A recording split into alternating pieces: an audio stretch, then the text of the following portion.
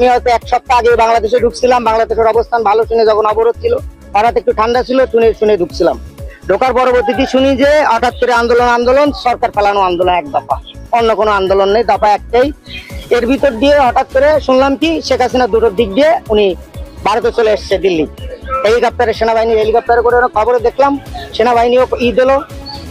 আমি দেখলাম মোবাইলে, দেখলাম ইউটিউবে, ইন্টারনেট পেটে, এগুলো সব বন্ধ ছিল।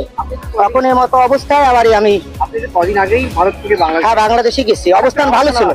আবার আসছি জীবন বাঁচানোর জন্য। রাত্রিবেলা বাড়িতে লোক খোঁজে যায়, কোথায় আছে, লিস্টে নাম উঠে গেছে, ধরবে এত ধরে মেরে ফেললো বা কি করবে না করবে তাদের ব্যাপার। আমি পালিয়ে এসেছি, সোজাসুজি কথা বলে না। আজকে দেশের অবস্থা খারাপ, গাড়ি চলে না, আমি কেন এসেছি বাড়ি থেকে? একটা গাড়ি চলে না, ওদের বিএনপির লিস্টে নাম উঠাই দিচ্ছে। আমি আওয়ামী লীগের লোক বা আওয়ামী লীগের, আমার পাশে যে লোক আছে উনি হচ্ছে বিএনপি বাড়ি বড় লিডার, ওর পাশে আমার ব্যবসা। রাত্রিবেলা কি বাড়িতে ছিলেন? না, রাত্রিবারে বাড়িতে ছিলাম না। দোকানপাট পুড়িয়েছে, কিন্তু আমার দোকানটা এখনো পোড়ায়নি। ওর পাশের দোকান পোড়াতে গেলে ওরটাও ইয়ে যাবে। রাতে ছিলাম বাগানে, ছিলাম সরাসরি বাগান থেকে সোজা এই অবস্থা করে বলছি যে তুমি ইয়ার এইগুলো দাও, ওই অবস্থায় ধরে নিয়েছি। দেখেন না আমি ব্যাগের ভিতরে কি অবস্থা, একটা জামা একটা প্যান্ট। এখন পরিবার আমারে তো খোঁজ করতেছে, পরিবার এখনো খোঁজ করতেছে না, দেখি কি অবস্থান কি হয়।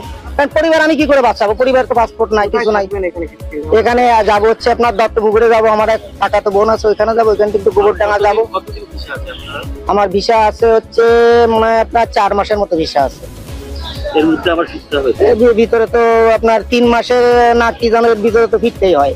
এই অবস্থানে আমি এখন শান্ত হলে, যেহেতু আমার ব্যবসা বাণিজ্য সবকিছু তো দেশে রয়ে গেছে, যার জন্য আমি এখানে কি করে রাখবো? আমি ওখানে আমার